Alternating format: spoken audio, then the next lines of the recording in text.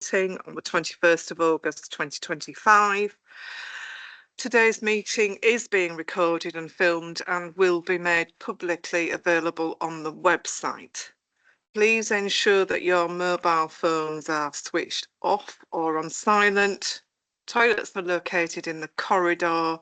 I've not been made aware that there is a fire alarm drill expected this morning, so if the alarm does sound, please gather in the car park at the front of these offices, either using the door to your left and the door to my left behind me. So that's that. Apologies for absence, please, Nikki. Yes, Chair. Apologies from Councillor Andrews and Councillor Mason is subbing.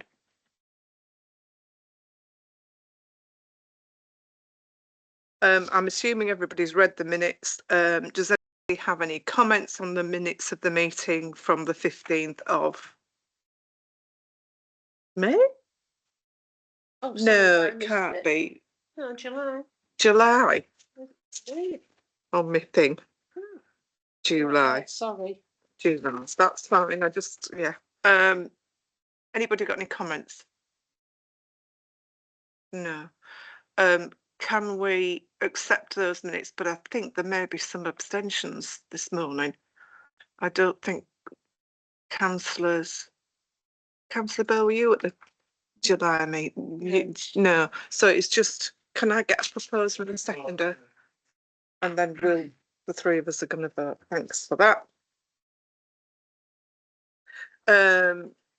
Having looked at the agenda, members, does anybody have any declarations of interest? No, thank you very much. So we will come on to the matters at hand. So we are going to look at, all right,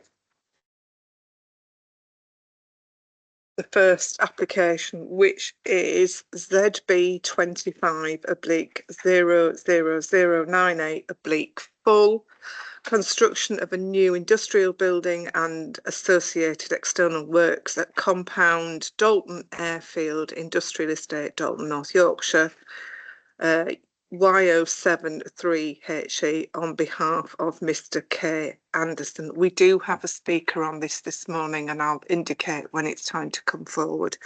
And in the meantime, I'm now going to hand over to Connor for his presentation. Thank you, Chair. There are some verbal updates to go along with this. So as the proposal represents a departure from the, or rather, as the recommendation represents a departure from the plan, it's required under the Development Management Procedure Order that the Council advertise its intention to deviate from the plan, which hasn't been done yet. Additionally, there's been no comments from Highways. They have been consulted, but they haven't responded. So as a result, if councillors are minded to approve the scheme, a motion stating as such and delegating the decision to officers considered to be the most appropriate means of achieving compliance with the legislative duty.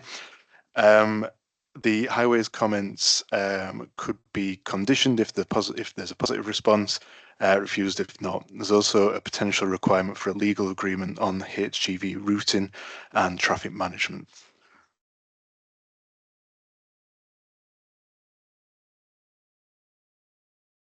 So the proposals for the erection of an industrial building and associated development, including bin storage, cycle parking, and electric car infrastructure.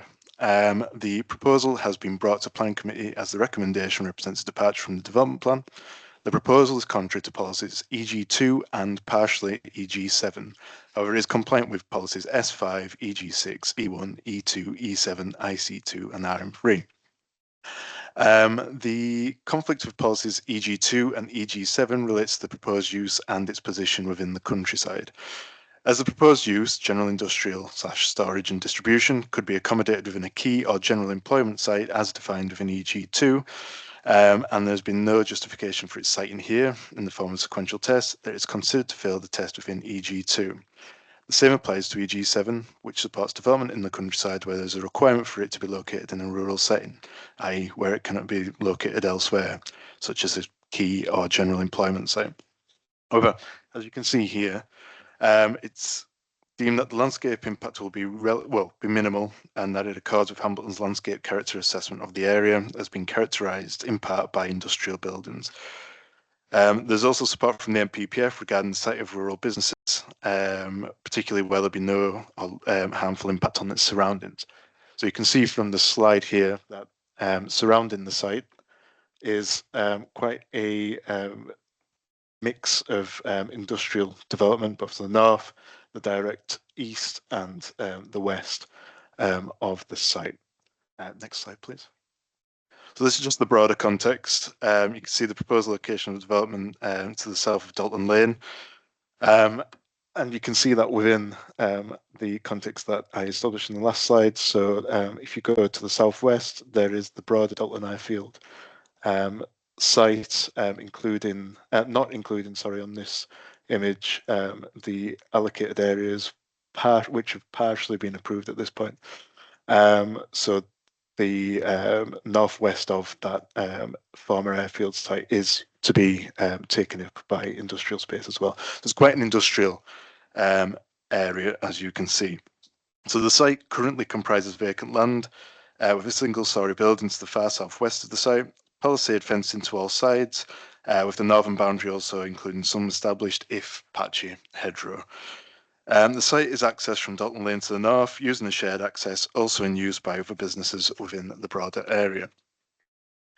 In terms of the relationship between the site and key and general employment sites, the employment land review, which informed the local plan and in doing so, where those key and general employment sites are, identifies a broader red line around the Dalton Airfield site than is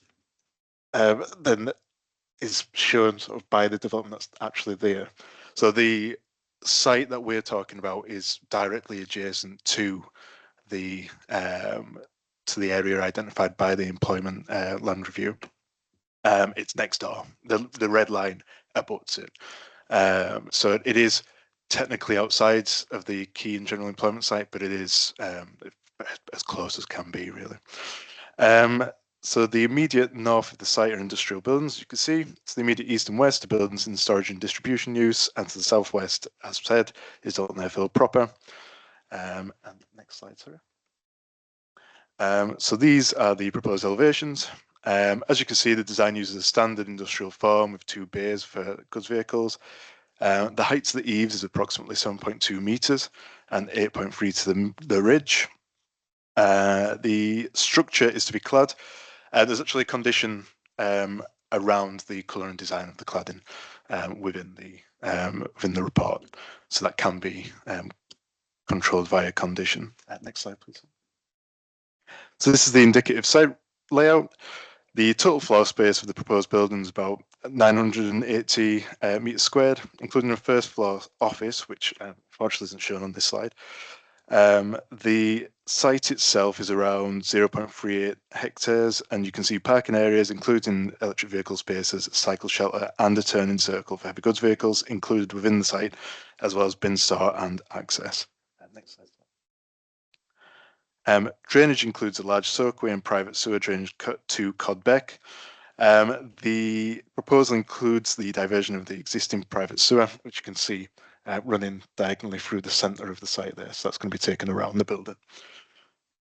Percolation tests suggest that the site isn't freely draining, and so it's anticipated that the soakaway will function primarily as part of a attenuation system, so storage of water to be then dispersed into the watercourse.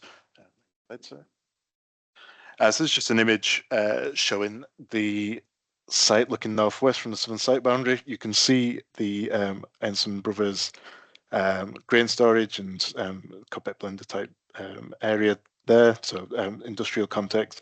As you can see, it is, as I said, vacant with the palisade fencing all around there. And this is the view south from the highway. Again, palisade fencing and not was intending, you can, whilst you're there in person, see through the fence to the industrial buildings beyond, so it gives you a bit more of that general wider context of the industrial setting. Next slide. And this is looking southwest from the northern boundary, so you can see the access to the left of the image, and this is Dockland Lane running east to west there. Across the road, as I said, to the north, there's industrial buildings of some scale, and you could see those behind the trees there. And this is a view to the south of the site, so perhaps if you squint, you can see in the image through the fence the industrial buildings associated with the broader Dalton airfield site.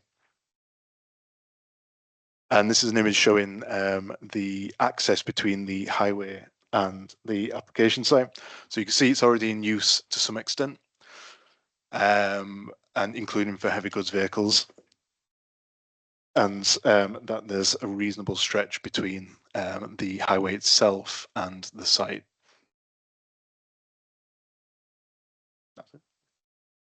Thank you.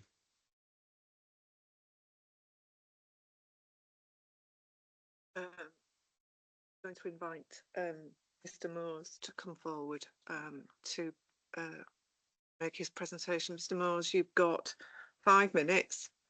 It's the green button on the on the microphone pad in front of you to switch your microphone on. And welcome. So Mr. Moores is from Topcliffe Parish Council. Well, good morning, everybody. I'm Jamie Moores and I'm chairman of Topcliffe Parish Council. Along with Dalton, Asenby and Sesse Parish Councils, we've kept a very close eye on the Dalton Airfield Industrial Estate development for obvious reasons. It's probably going to be the biggest in North Yorkshire, I think. Now, I want to be clear, we're not against the development. We actually think it's right. But what we are against is the increased traffic it generates, the lack of control on the traffic, and the implications to our villages, which is obviously safety, speeding, the amenity value, and, to be honest, the protection of listed buildings. So that is a concern. This particular application, I think these developments, our view would be that if they go ahead, they should seek and be made to mitigate the traffic problems they create. This particular development is difficult for us to support, and I want to go into a little bit more detail about that. The first thing, in the officer's report, it says there was no response from Topcliffe Parish Council. That's because we only heard about it last week when I was invited to come here. Now that I don't think is very good, and I'd like it to be corrected, because this is the second time this has happened and it is a concern, particularly when everybody knows that we're very concerned about what's going on. The second point, which has already been mentioned, is that highways haven't responded. I'm frankly staggered by that, because we have been talking to planners and highways for 4 years now about this. So for them not to respond, I don't think is very good. And I think we do need to hear something from them. Now, if we move on to the traffic plan, it says there's no issues. It says there's good highway connections, and that's true. It says there are traffic regulation orders to protect our villages from the HGV vehicles, and that's true. But the police don't enforce this traffic regulation order. It's left to trading standards, who do their best, but they're under-resourced. And every driver is well aware it's not enforced. If we look at speeding, this has become a major issue as traffic volumes have increased. And again, it's not enforced regularly by the police. This development can only increase that without control. The traffic regulation order itself for Topcliffe and Asenby was set up in 1999 to protect our village. At that time, there was no industrial development within the village or within the zone. Today, there are 3 industrial parks, plus the Dalton Airfield site. There are 3 significant businesses that have been set up since the zone was put in. A separate argument, not for today, is that the zone is no longer fit for purpose.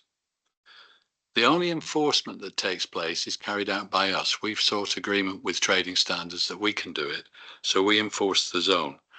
And to give you an idea, typically we would see 80 plus lorries a day coming through our village, and that compares to about 52 years ago, and the trend is upwards. On an enforcement day, we would get anything up to 12 lorries that are breaking the law, and we would then get them prosecuted.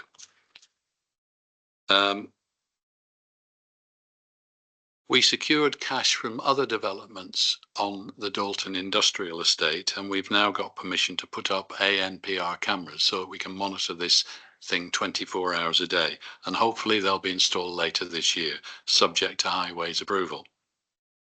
If we look at traffic and speeding, we've put up VAS signs, which I think you'll all be aware of, which monitor the speeds and the number of vehicles. And to give you an idea, Topcliffe is seeing circa 4,000 vehicle movements a day. Now that's about 8 a minute. And of those, 30% are speeding. So the next step for us, and we need help with this, is we need ANPR speed cameras installed within the area so we can stop it. So far, the other businesses on these industrial developments have supported us with money through 106 agreements and similar. Okay. We believe every development should help pay to solve these problems that they're clearly creating. And I don't think that's unreasonable. I don't see this application as being any different, and I'd ask you to consider that. Thank you.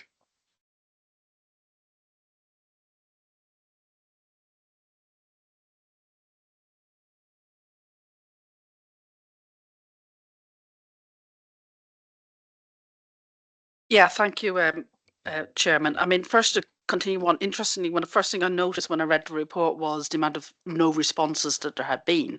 So I thought it was very interesting listening to what the Parish Council had to say. So thank you for coming.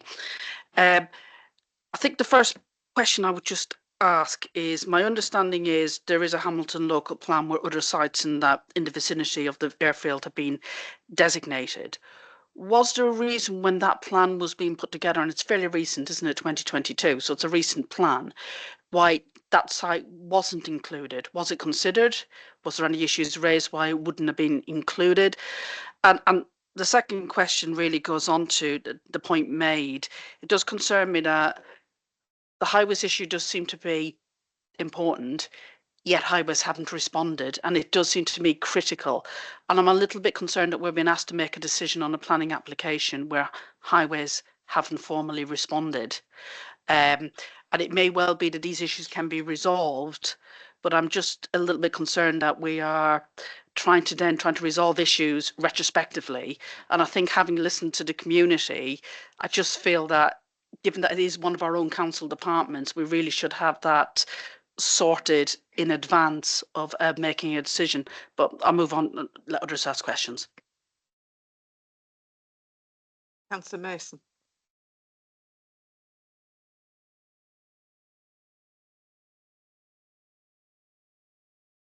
But really, it was following the statement actually around the HGV movements. So what conditions are on the HGV movements on this? Having been involved in a few applications locally, seeing HGV movements increase significantly, it seems to be that we should be looking at this now and what we do in the future. Is there timings involved? Is it times of day? You know, it's not clear in here. And also, the other one I noticed, there's a statement in here that says that the application is not going to meet the statutory BNG 10%, and there's a condition to deal with it, but I can't see the condition. So I'm just trying to say, can I see what the condition is on the BNG, because I don't seem to see it in the conditions. I'm maybe just missing it, but I think I've read it 3 times. I'll let the officers respond now. So it does meet the statutory requirement, 10.14. It's 2 seconds. It's 10.65 uplift. So it does tick that particular box. It's not been conditioned because it is a national, it's a requirement through national legislation. So no, that's absolutely fine. Traffic. and I'm going to echo Councillor Moncrief and Councillor Mason. I do think it's remiss of our own officers not to have provided a traffic assessment. It's really we've had issues before, and this is very disappointing. So I will be taking it up. But in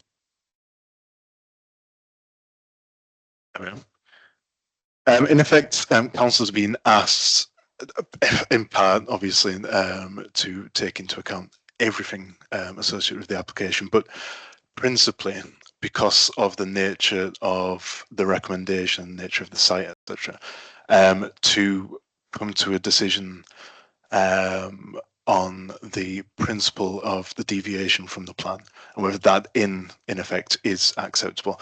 I mean, it is I think regrettable is maybe a polite way of putting it, that we don't have those comments in hand, but it's not necessarily something that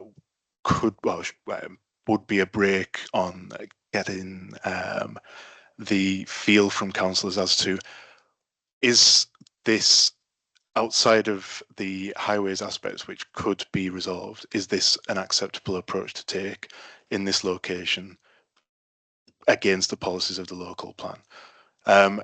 It's been noted by me that there is a requirement in other sites within Dalton Airfield for Section 106 agreements to be able to accommodate the various things that Topcliffe Parish Council are asking for, and that's something that we can insist on here. Likewise, any conditions to flesh out the traffic aspect of it can be appended to it. I mean, there is also the potential for highways to turn around and say, no, we don't like this.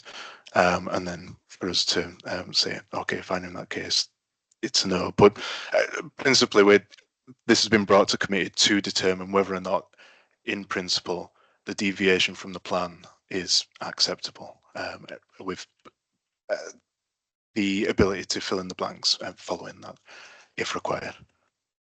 Councillor Napton. Yeah, thank you, Chairman. So I realise that the officers are wanting us to say whether we would deviate from the plan, and I mean, Michelle, I think, mentioned about the Hamilton local plan, and I cannot remember down to this sort of site level why it seems an anomaly to me, but there could be a reason for that, and we don't know that. So I think that's some information that, even though I was involved with the plan, I can't remember down to that level. So I think that's an interesting point, and I can't see how I can make a decision on whether we should be deviating from the local plan without the information that Michelle's mentioned, but equally so, a highways recommendation, because that would be crucial to whether we believe that we can step outside the local plan. So without that information, and I come back to, I was very critical of North Yorkshire Moors National Park a few weeks ago about them being a planning authority and the planning application that they brought forward, and I do feel it's incredibly embarrassing that we sit here in this council, be put in this position by highways, and they do need calling out publicly because it's unacceptable. They are our employees, they're council's employees. Why are they not getting these reports? Somebody needs to be held to account on this. Somebody publicly needs to, because this happens time and time again. It's completely unacceptable. It's a wasting councillors' time, officers' time, members of the public's time, parish council's time. It is ridiculous. Another thing, why didn't the parish council receive the correct information? And we know now that Topcliffe are here and giving theirs. What about the other parish councils? So that is concerning to me. I think we are a long way from having information in front of us where we could determine whether we would step outside the local plan policy, Chairman. Thank you. In terms of the parish council consultees, I have checked that one of the reasons that this site has dragged on a little bit was that it was found relatively late on in its lifetime that the parish council boundaries actually intersect the site So my understanding was that Topcliffe had been consulted, but that Dalton hadn't, and Dalton therefore was following that. Dalton was consulted, and then we had to keep the application going for the appropriate amount of time. So I'll double check, but from looking at the system, it does appear that a consultation did go out to the relevant parish councils. But if not, then I'll take that up with whoever needs to see him. Councillor Burr. Thank you, Chairman. It seems rather, I'll use the word strange, that this application is even put before us. I think that it's premature. It shouldn't have come before us. We shouldn't even be discussing it. It's not complete. Whether we are discussing A, the deviation, or B, the traffic, they need all to be as one for us to make a decision. So personally, I wouldn't be supporting anything, and I would not want to move forward with any debate really, because I don't think there's a debate to be had. It needs to come back with all the relevant information. Has the parish been consulted? Have we got the highways information? Why is it not being put in? Because when you look at the pictures, it looks, well, why isn't it in? So there's so many anomalies that I just don't think that we are in a position to even move forward one step. So my opinion is to just stop, take a pause, take it back, and come back to us with a complete application. Sorry, could I second that proposal by Councillor Burr?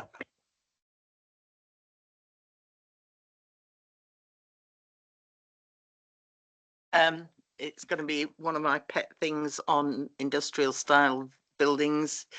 Chairman, you probably know what I'm going to say. It would. I don't think on the plan drawings there was any facility for solar panels on the roof of this building. It would be nice if the applicant considered this, given that yeah, it's obviously an ideal site for such a thing. And I would have seconded Councillor Burr's proposal to defer it if Councillor Napton hadn't leapt in. So thank you. So, from the chair, I am really disappointed we haven't got anything from highways. As an authority, as a division in our own authority, it should be there. And we've been here before where we haven't had it. I know they're under pressure, but when we've got reports in front of us, I need the highways report to come with it, because otherwise we are now, I suspect, judging from the feelings from the floor, we're going to defer this and we're going to waste council time and councillors' time, because we've got no choice, because we haven't got all the relevant information. I am cognizant of the fact that there will be an impact on the local villages, and the parish council was right to raise it, so thank you for that. But we also need to know what the traffic plan is. We need to see if we can secure monies under Section 106 agreements to get, what was it? AMPR, but with speed controls on it, so that we can see what's happening. So there's still a lot to do. My own feeling is, in principle, I don't have a huge problem with it, but we need to, before we can make a decision, we need the rest of the information. Sorry.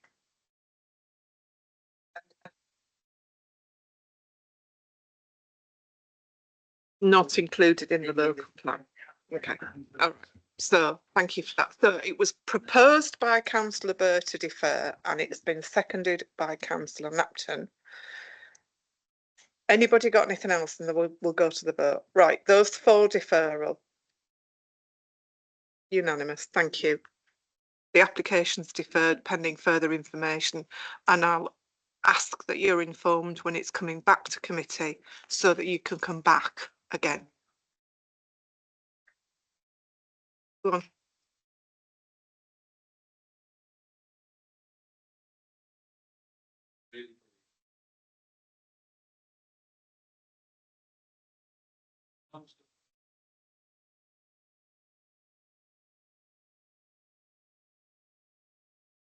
We'll try and sort that as well. So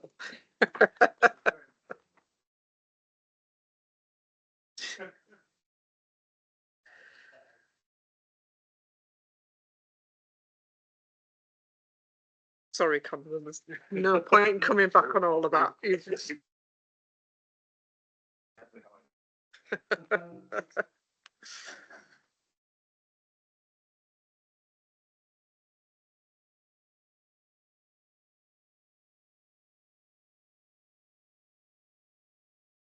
So, moving swiftly on. Moving swiftly on. We're going to do the next application, which is, in fact, our own, which is ZF25/00403/RG3, demolition of toilet block at Royal Parade, Filey, North Yorkshire, YO149JZ, on behalf of the council. And oh, hello. Hello. It's a new face. A new face. So I will hand over to the officer who. Thank you, Chair. Present her report. Thank you. Right, so the toilet block is located on the southern side of Royal Parade, which mainly serves as a pedestrian promenade along the seafront. Next slide. The toilet block adjoins the cafe on the corner at the end of the promenade and features a flat roof with access to the roof from an external staircase. The building is constructed of red brick with white timber panels and was probably constructed in the late 1960s or early 70s.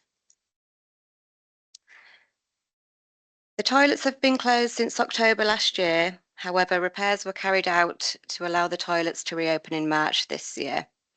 The nearest alternative toilets are located at Glen Cafe, which is about a 5-minute uphill walk. Further along the promenade, there are public toilets at the bottom of Cargate Hill, which would roughly take 8 minutes to walk to. Although the building has a functional use, it is very utilitarian in character and looks rather dilapidated. Even if the outside was renovated, it would have no architectural merit. A structural inspection concluded that while the building is not at risk of imminent collapse, substantial and costly repairs would be required to ensure its long-term stability and safety. Following demolition, the intention is to install a replacement toilet block at a later stage in its place. However, no proposed toilet block has been submitted as part of this application. Therefore, consideration of this application is restricted to matters relating to its demolition. Issues relating to the loss of the current toilet block and securing a replacement are not relevant to this application, as there is no proposed change of use to the application site.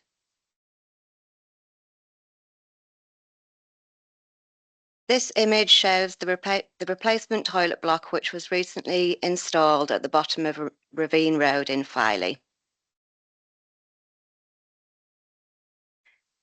This image shows the type and style of toilets which are currently being considered. This image is a draft plan showing the possible layout of the toilets. In the absence of a redevelopment scheme, a condition will be attached requiring that the site is landscaped instead of becoming a potentially unsightly gap next to the cafe. The condition will state that if the site remains undeveloped for a period of 9 months from the start of the demolition works, a scheme for the treatment of the surface of the site shall be submitted within 3 months, and the approved scheme shall be completed no later than 6 months. Overall, it is felt by virtue of its design, construction and form, the building does not make a positive contribution towards the character and appearance of the Filey Conservation Area. Therefore, its demolition is not considered to harm the character and appearance of the Filey Conservation Area, and its removal would allow for future improvement of the public realm. As a result, the officer's recommendation is one of approval.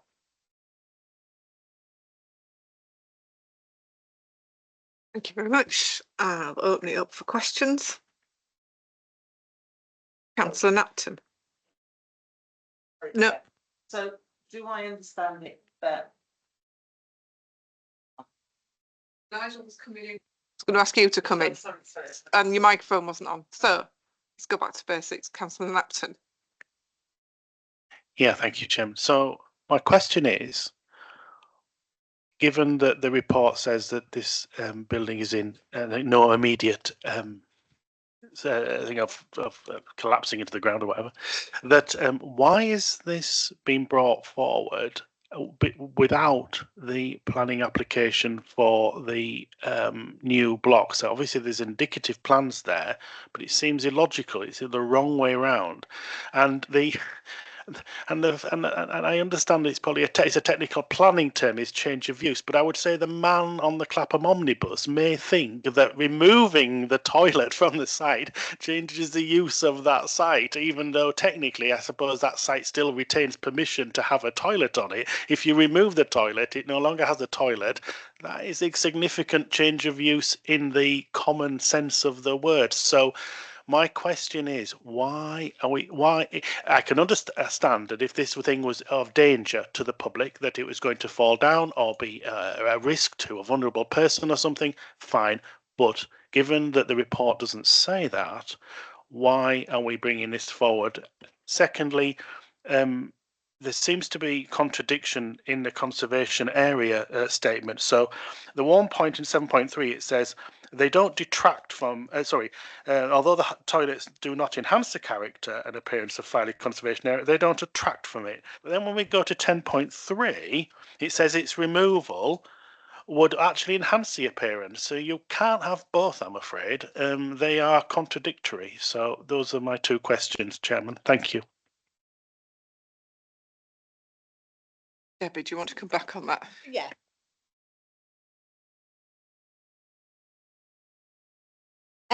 Well, this application came in just for the demolition of the block, so we only considered the demolition. I did go back to the agents advising that it would be in people's interest of what it was going to be replaced with, but they unfortunately didn't have a solid proposal to give me.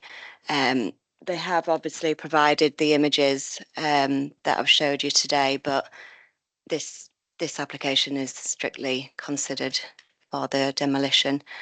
On the report issue, I wasn't aware that I'd done that, so I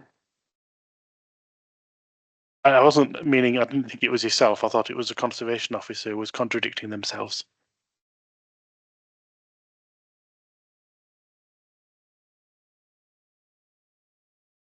Yeah, I think it was just as simple as a bit of a typo, a sort of use of the word. I think you only have to look at the photographs to see it's an ugly building, and removing it visually will benefit the area, whether that be a conservation area or not. And really, as Mrs. York has said, that's really, as a planning committee, all you're here to consider. In terms of the why now, we don't know, and in a sense, it's not for us to ask. It's here because the applicants, who are a department of the council, have decided to submit at this stage to demolish. To put it into some context, the toilets have been closed. I think they were unfit for use. As I understand it, and Mrs. York, I'm sure, will confirm, there have been some temporary repairs to allow it to be opened this season, but the intention again is to close. My assumption is that that's due to the cost of having them open and budgets during the winter season. And what we do know, while we've got no specific proposals or timetable for the replacement, and we have asked for that, we do know that there is an intention to replace, and that following demolition, the applicants will be commissioning a design. We've given an indicative one. I would also add, the replacement of the toilets may in itself not need planning permission. I think for some members who were here when the Cargate Hill, Ravine Road. demolition was considered, all you were able to consider was the demolition. Perversely, but it's the way the law works, the new toilet blocks didn't need planning permission. They were allowed under permitted development rights. So the spoken for a long time, but the simple fact is, as a planning committee, you're only here to consider the demolition, not the replacement, and it's a matter for the applicants when they choose to submit or carry out. Which I know that doesn't answer what members naturally want to know. I just think, Chairman, as a council, it would, as a council, given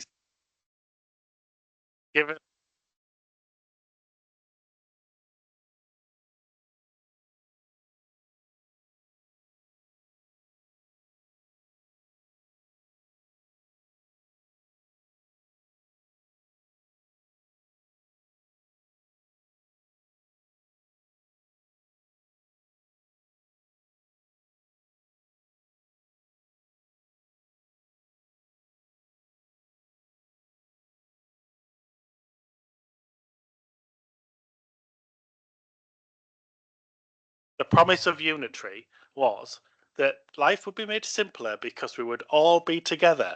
This is proof.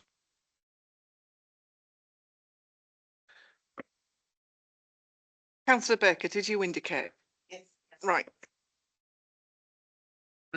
Yes, couple of things. I agree with what Councillor Napton said. My question is, the toilet block that we gave permission for or didn't give permission for at the other end of the thing looked a lovely design. Why can't we have the same design in this situ, is what I would say, because then you get this. Yeah, well, that is my question. If for whoever is doing this, I am deeply concerned. If I was in that locale and I was told it's 5 minutes uphill or 8 minutes along the road, that isn't good enough. I think if we demolish these toilets, I would like to see some temporary toilets put in place until the development is made. I don't know if we can ask that or suggest that, but I can see the press tomorrow, council demolishes toilets and doesn't replace them. And there is no guarantee that that replacement is going to happen before next season. Councillor, Here we are again. Obviously, the second one this morning, I would think the public would probably say, what a waste of time, effort and money.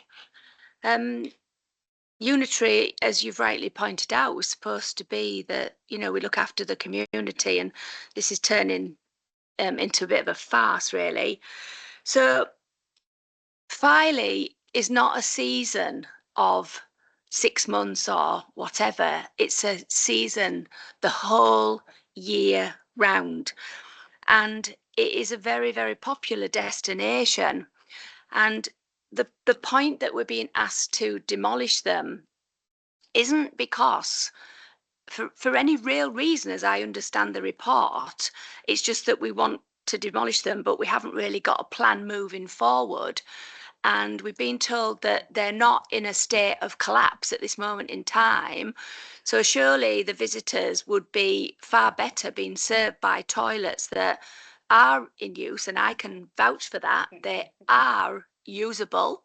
They might not be fantastic, but when you got to go, you got to go. So that's what the people want. And it's about really keeping a necessary toilet block, which is used, which is required, open until we have an application here in front of us that says this is what is going to happen. This is what we've consulted on. And I guess this is what we're going to put in its place, because when you're on the beach, and you've been on the beach probably all day, and and the first thing you come off the beach is you look for the loos. It wouldn't be fair to go into the cafe and say, could I use the loo? So we need something, and something is better than nothing. So once again, I have to find myself saying that for me, it's something that we can't decide today. It has to come back in total completeness, so we as a council can understand what we're doing, why we're doing it, what's happening, how we're replacing it, and then we can make a proper judgment on the totality of what is being brought to us. I think it's been brought to us probably far too soon, and I think that the residents and the visitors to Filey would rather have something than nothing, because at the moment it's not taking any harm. So once again, I think we should just defer this, not speak any more of it. Right. We seem to have slipped into debate, and we need to be doing the questions bit first. So, Councillor Donoghue Moncrief. To be honest, I want to go into debate. I don't have any questions if we're at that stage. Mason. Just to clarify that, they're being used right now. They are, yes. So, Yeah. okay, let's go to debate then, because I'd probably recommend refusal and keep them open. Sorry. The question for me is, they are still in use. Is there a date when we're going to close those toilets ostensibly for the winter season? Because I take on board what Councillor Burr says, but obviously the footfall in the winter is very different from the footfall in the summer. Do we have a date when we're going to close those conveniences? And then presumably at the end of the season, I use those words very carefully, that's when the demolition will happen. The question is, are we going to get a new toilet block for the start of the next spring Easter season? Because Easter would be the time I would expect people to start to go to the coast, and I appreciate, Debbie, you might not be able to answer that. Yeah, unfortunately, they haven't given me a date of when they would be closed, and they haven't confirmed whether there would be something put in its place until a new toilet block has been. Okay, thank you. I wasn't expecting. Can I help? Yeah. Sorry, I seem to be, the mic's on, but I'd shout otherwise. I want to try and draw a distinction to help you here understand your concerns as councillors, but you've two roles effectively, and my advice would be to separate them out. You're sitting here today as a planning committee deciding whether a building should be demolished and can be demolished. It frankly doesn't matter what in planning terms what is in there. So that's one side, and that's what you're being asked to consider now. And I would suggest that it's not premature to bring that. The second role, which I fully understand, absolutely understand, is that your role as councillors representing the community and seeking to assist visitors to Filey. Now, you can do something about that, but not really within the auspices of this committee. But as individual councillors or a group of councillors, you can approach the service, the portfolio holder responsible, and ask that even if you give consent for demolition today, that demolition shouldn't take place until a programme for the replacement is fixed, and you can make representations and ask that they be kept, the current ones be kept open. But you have two very distinct roles, and you may not agree with that, but I hope it helps clarify your two roles. I'm going to move it into debate, and Councillor Moncrief is absolutely in the racing blocks. So off you. Staying on. Right. I'm going to come at this from, because I feel like I know some of the sagas around recent Filey toilet replacements almost as much as Councillor Duncan seems to love the ones in Malton. In fact, I don't know, it's sometimes toilets do tend to turn into sagas. And a couple of points, and I just want to take, which is slightly different to other colleagues. Firstly, when I have, and I take the point, this is going from planning into operational, and it's very difficult because we're being asked whether or not the building should be demolished.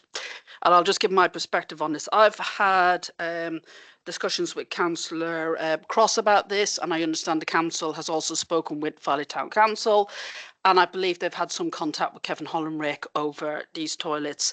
And I understand there's been various site meetings. Now, the understanding is, and this has come from the council, that yes, the site will be, the toilets will be demolished, but they will be replaced. I'll get onto timings in a minute because it's a very good point, but that is their understanding. I don't think the council has helped itself by purely putting in a planning application without explaining properly to the public that it intends to replace. So what the public have seen is the council's taken away a toilet block and it hasn't. So again, it's been an epic communications failure by North Yorkshire Council, because it really should just come out and say, is it replacing the toilet block or not? Now, I come at this very simply. Permission to demolish is not the same as an operational decision to demolish. It simply allows the demolition to happen.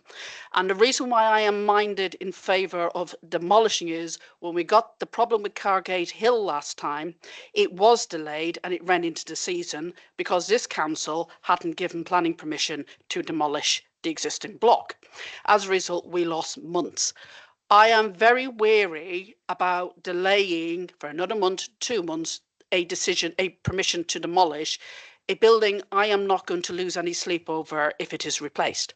I am concerned about the facilities being potentially lost because the council is being a little bit ambivalent in its thing. Now, I know there's been private commitments given, but they are not public enough in my view, and it has caused concern. You are not going to replace toilets and put in a new facility unless you demolish the existing, and there is going to be disruption. That's reality. That's the nature of planning. You are going to cause somebody disruption. My view is if there is permission today, then the council, I would hope, would pretty quickly get a written planning permission from the planning officers to say, all go, get it, basically. So it's then down to the operational side to get on with it. My advice to the operational side, while I appreciate that you can't really do work on the Yorkshire coast in the middle of December when it's blowing gales and the wind's going, it's not an ideal place for cranes or people operating. There is a period of time in the late September, October, where it is quieter. Yes, it will cause disruption, but it is a hell of a lot quieter than it is in central season, where that could be done and cleared and the site made ready for a potential new one. What concerns me about the council, we're not clear if it needs planning permission and it may well be permitted development, is that we're going to end up with a delay over whether or not we need planning permission for a new block. And while that's not necessarily a matter for this committee, it is a matter of public interest, because I don't want procedural issues to get in the way of a much needed improvement. And I think the frustration coming from this meeting is operations are not handling this very well. And and there certainly needs to be better reassurance to the public about what the intentions are and about trying to get this done before the season starts, as you say, in Easter. There would be a window of opportunity there in the early months of the year to do so. Again, I appreciate there are periods where you've got gales and it can be pretty bad. And so while I get what everybody is saying today, we walk out the room today, operations turn around and say, well, you've just delayed us demolishing the building. Now, I am not sitting here thinking that as soon as the letter turns up from the planning officers, somebody's going to run out and say, let's book a day. But I would rather say you had the letter on next day. Why haven't you demolished? What's your plan? That's my gut instinct. And I get where people are coming from, but the last time the saga of Cargate Hill, it ran into July because we didn't have planning permission. And I think there does need to be a foot on the pedal with the operational side, with the political side as well, making a commitment to this project and getting the funding in. I appreciate winter months are difficult for the council, but if it intends to do it, it needs to make financial commitments to do it during those months, and it needs to get on with it. Because what ends up happening is people are trying to operate in the Easter season when the income starts coming in and they're stuck there with a building site right beside their cafe or whatever else. That then causes a lot of public angst and anger.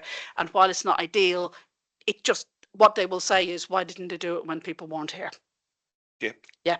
And so, but to me, I am in favour of the proposal, purely for the reason, because I think it says to the operational side, get on with it from us. Councillor Mason. Thanks, Chair. Slightly different mindset, but Yeah. pretty similar. Yeah. My mindset is more about keeping the facilities until we're ready to go. And as you were talking there, it was interesting. Your points came across quite well. So I was on the position of refusing permission to keep them open until they're ready to go. Now, actually taking on your points, actually, I'm just wondering, can we put a condition on here that they can't demolish until we have the plans coming forward? Do you know what I mean? Because that does impact, allows the permission to be granted, but not until the plans have come forward from operations. Yeah. No, not in terms of the remit of considering a demolition. You're considering the demolition process as in the actual demolition and the impact. If you no, like, that's fine. So my point is actually my position would be actually to keep them open, because if they're usable now, keep them open till operations come back with an application for demolition and reconstruction.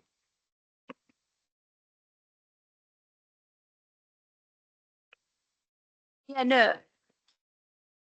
Well, toilets seem to be the topic of conversation at the moment, and I think we're just being let down by the council because we haven't got a complete plan in front of us. And I think whether we're dealing as a planning committee or councillors, the complete plan just is the big picture, which we just need to understand. So I will reiterate that at this moment in time, those toilets may not be beautiful, but they are in use. They aren't under structural problems and issues, so there's no emergency to close them. In my opinion, it would be far better to refuse. A planning application would come back with all the information that we need, and then we can make that judgment. But because they are well used, they are needed, they need to stay open until we've got all the information that this requires. Now, if we refuse today, that might put the impetus on the officers, operational people, whatever, to come back and say, right, we need this in place with the times, with the dates, so we know what we're doing. So what I would do today is say that we need to keep them open. We refuse to demolish at this moment in time, and we ask it to come back, and then we can have another think about this. But at this moment in time, why are we demolishing something that is really well used and not in danger of either collapsing or structural problems that would make us close them? So I would like to move that we refuse this application of demolition. If I can help, I don't tell committees what they can and can't do. I will advise on what you should and shouldn't do. So firstly, you would have to think very carefully about the reason for refusing demolition, because to retain a toilet facility wouldn't be a valid reason on a demolition application. Yeah, that is not what it's about. It's about the actual demolition process, and it's about the impact, visual impact of losing that building on the surroundings. That's what the law dictates your remit is. Secondly, even if you refuse, and as I say, it's up to members at the end of the day, it is your decision. You couldn't require, as a planning committee, that those toilets remain open. You can stop it being demolished, but they were closed last winter, as I understand it, and they could be closed this winter. And as a planning committee, you can't affect that. As individual councillors, you may be able to outside of this committee room. And then finally, sorry, I am going on, but finally, even if you had a complete application, which would be great, yeah, it's the full picture, it's what you want. You couldn't condition that the toilets be demolished and that the new toilets be replaced by a certain time or open by a certain time. The applicants, as with all applications, have 3 years to implement the condition, and you can't affect that. So I absolutely understand what you're saying and where your sort of objectives lie, and they're very laudable. But I think through this demolition application isn't the way to achieve that. I can only give you my advice. Obviously, it's open to yourselves now. I'm going to come in because I'm very cognizant of the fact that we had all these debates and similar reasons, whys and wherefores about the Cobble Landing toilets, and we have achieved a really decent toilet block for the public to use. So, and I'm very mindful of what Councillor Donoghue Moncrief says.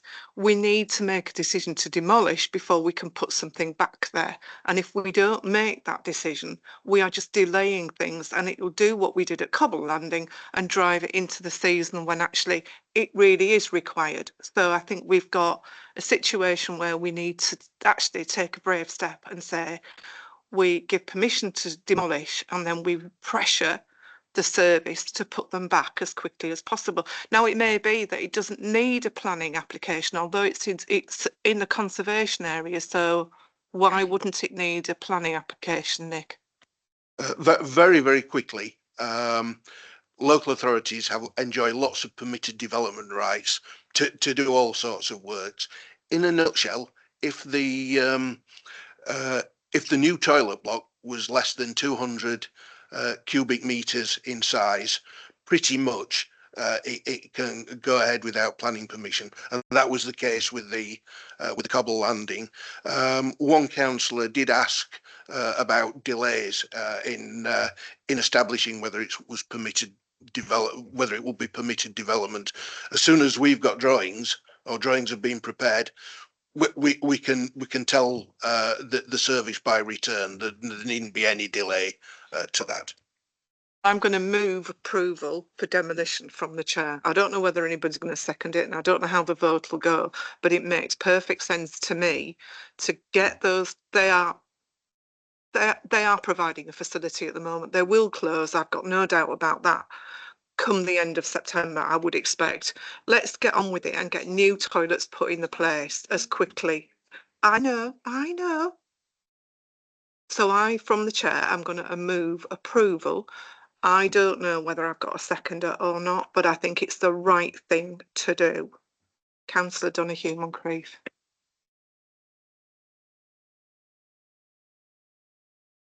Order is.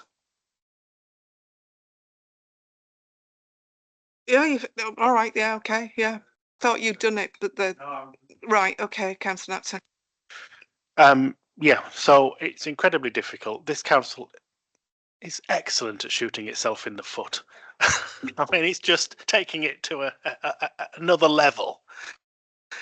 Why haven't we got operations manager here? If this was another applicant, somebody would be here pleading their case. Our own council officers, we can't get them here to plead their case. They don't answer our planning officers when they're asked a question. It's shameful. And I completely, Nick, I get it. What we're stuck with having to do, and we're marking our own homework, which is weird. But we're put in a terrible position here. But the officers know we're in a terrible position, and yet still they don't show up. It's contemptuous of this committee, Chairman, that these officers should have been here today. It's contemptuous. It's contemptuous when they won't answer planning officers' questions about timing. Estates manager, no comment. Where are they? Absent without leave. We're paying these people. It's shameful. And I will say that in public. It's absolutely shameful. Happens time and time and time again. We're let down The planning committee is let down. The planning officers are let down by our own officers. And I come back to this was supposed to not happen on a unitary. It's got worse because they weren't our officers in the past. They were North Yorkshire County Council's officers. Now they're our own officers and we still can't get them in front of us. Shameful. However, because I think I was at the position of wanting to refuse this, but I think Michelle explained it, I think, quite eloquently, and I understand that. So unfortunately,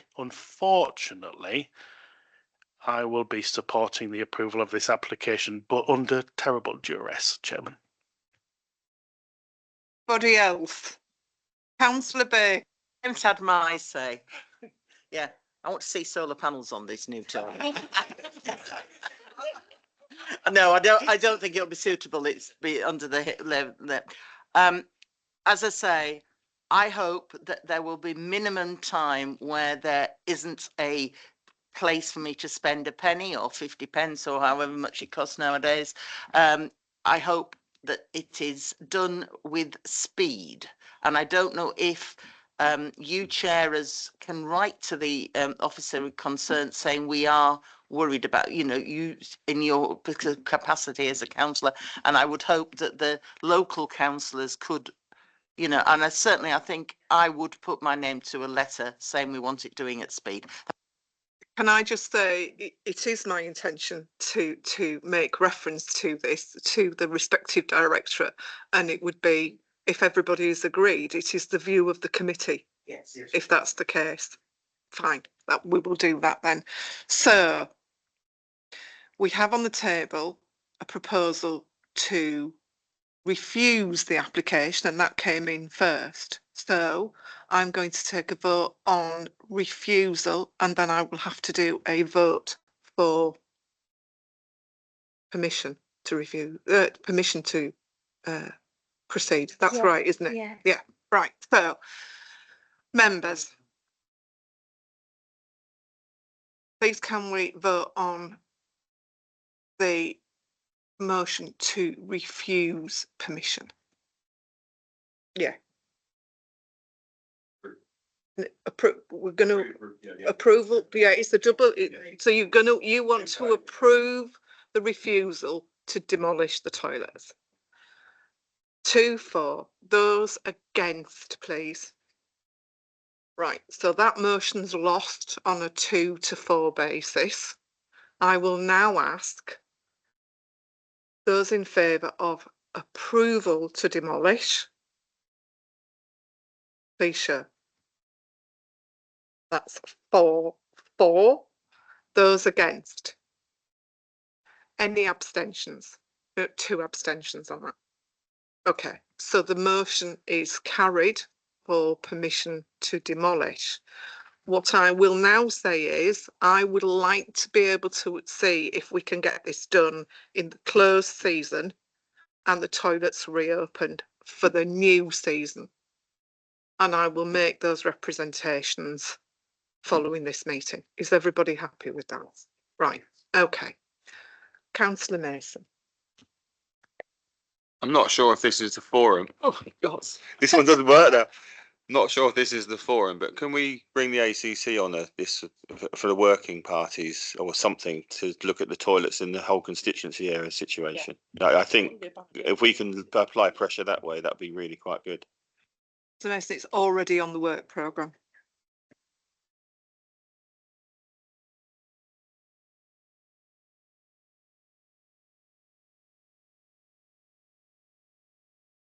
I have no other business, and the date of the next meeting is the 18th of September at 10 a.m. I'm going to close the meeting. Councillor Baker. Sorry, I'm just in your meeting with other planning committee chair, do they have the same issues with their roads?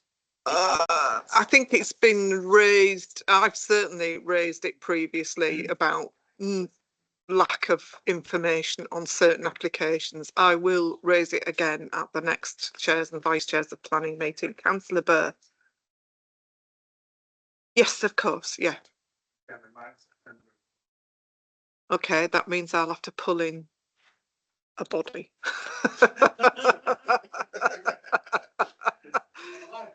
because we're getting tight. We will be.